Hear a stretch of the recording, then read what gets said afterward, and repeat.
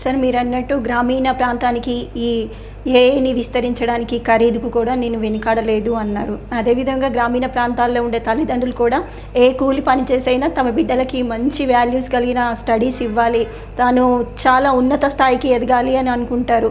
అట్లాంటి వాళ్ళందరికీ కూడా మీరిచ్చే భరోసా, ఈ ఆర్టిఫిషియల్ ఇంటెలిజెన్స్ ద్వారా మీరిచ్చే భరోసా ఏంటి సార్? అత్యంత ఖరీదు అనే కంటే చాలా ఎఫోర్డబుల్ లెవెల్నే ఉంటుందండి. ఇప్పుడు మేము గత 23 సంవత్సరాలుగా నేను ఈ విద్యా వ్యవస్థలో ఉన్నాను కాబట్టి మనం ఇచ్చే ఈ విద్య ఆర్టిఫిషియల్ ఇంటెలిజెన్స్ ద్వారా ఫీజులో కొద్ది అక్కడిక్కడ తేడా ఉంటుందేమో కానీ మరీ అద్భుతంగా 20,000 అంటే 40,000 60,000 అట్లా ఉండదు. ఇవాళ మీరు మన దగ్గర ఉన్న ఒక కార్పొరేట్ వ్యవస్థను ఇంటర్నేషనల్ వ్యవస్థను చూస్తే దాంట్లో మీకు 25